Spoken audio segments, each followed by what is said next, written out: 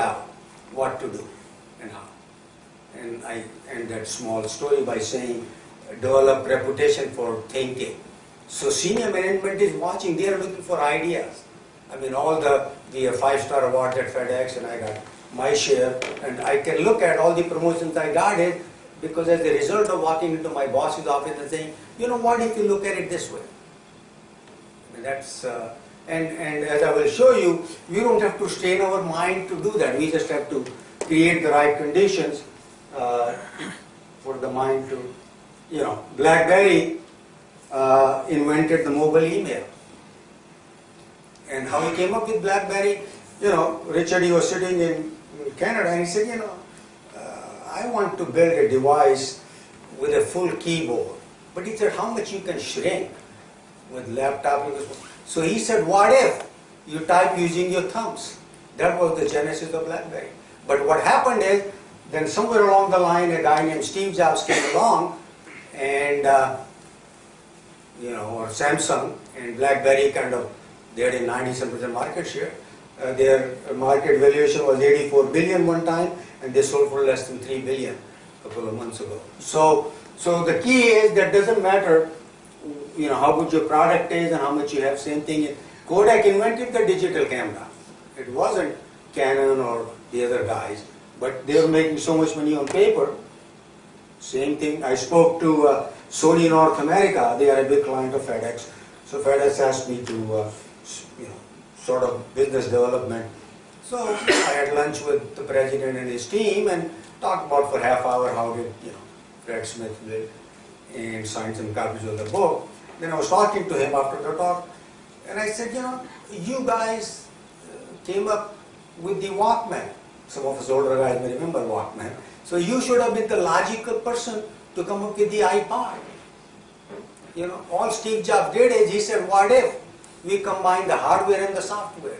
Because Sony perceived themselves, and that is still the big problem in Sony. They have had 4 CEOs in the last 6 years, because Sony perceived themselves as that we make good engineering hardware.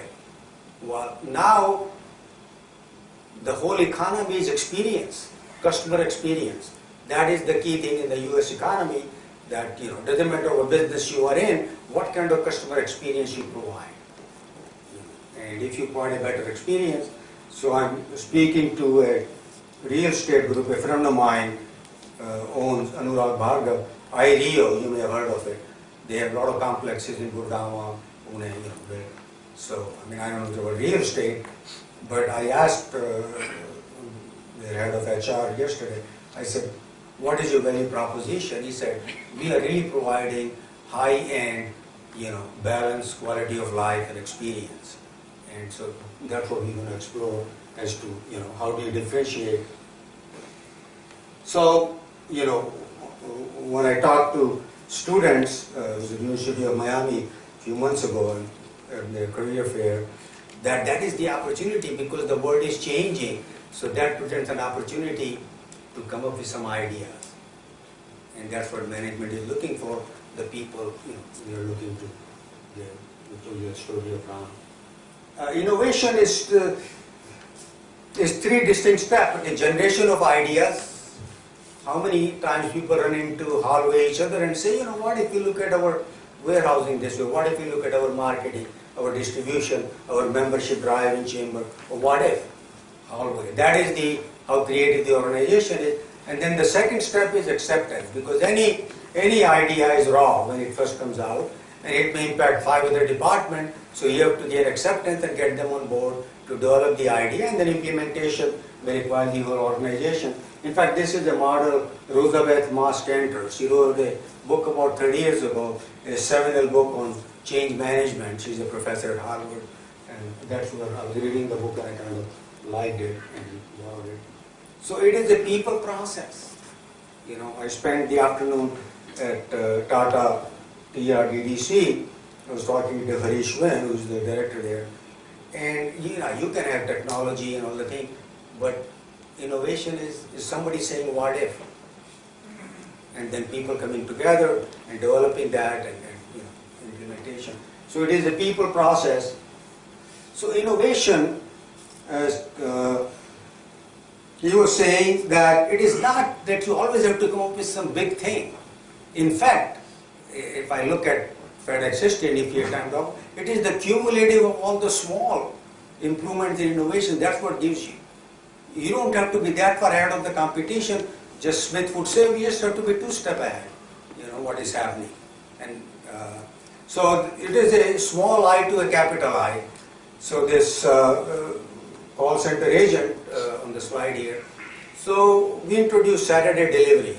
We were doing Monday through Friday, and some customers said, you know, we are also open on Saturday, and so we introduced. So on Friday, if you call to schedule a pickup, the agent would say, do you want Saturday delivery? And when that question was asked, the person on the other end would say, oh, hold just a minute, let me check with my boss. So there is a $10 surcharge for Saturday delivery. So this agent in Boston after a few weeks said, you know, this is not a good customer experience. You know, the call is interrupted, she has to go and check with the mail or whatever. So she sent us a note, those of us in the corporate side in Memphis. She said, you know, what if we change the script? Instead of a question, make it a statement. So now, when somebody calls on Friday, the script would be, if you want Saturday delivery, mark the airway bill accordingly. There are boxes on the airway bill. Otherwise, you would deliver on Monday, there is a $10 surcharge. End of conversation. I mean, nothing big. But if you are taking million calls every day, that's a big cost saving. But more important than that, the customer, now the secretary, if she has time at her own convenience, she can go and check with the boss, do you want Saturday, or you know, Monday is okay. So, so there can be process, new product application. So somebody in marketing said, you know, we were handling document boxes and other, and secretary would use their own company envelope. And he said, you know, what if we provide an envelope, overnight letter we call, and with FedEx logo and stuff.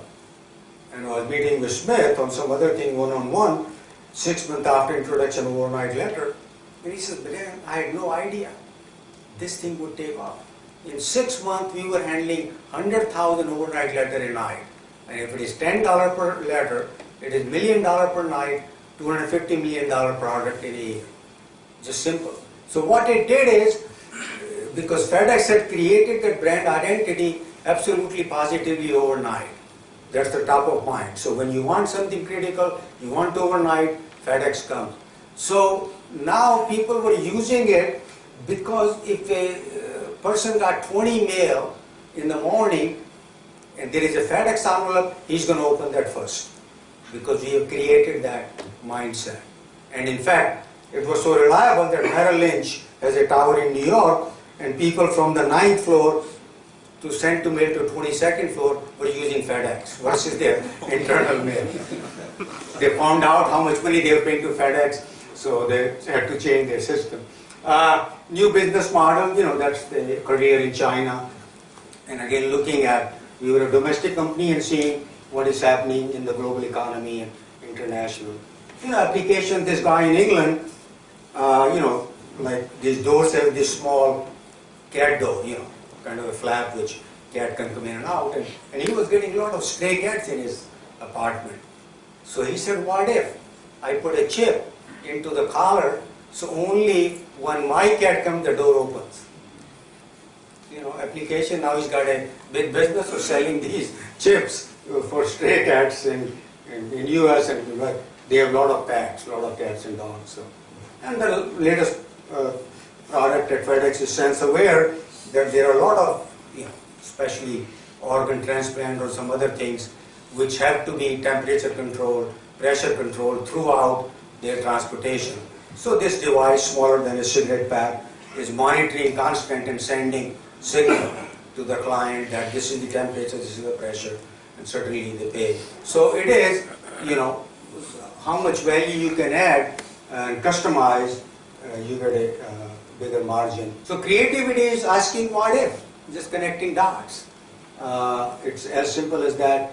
And if you get in the habit of asking question, what if, it will, because since you started these neurons on a path and we got all this knowledge, that's what they are doing. Literally, they are making these connections between different knowledges we have. So more dots we have, as you said, and in fact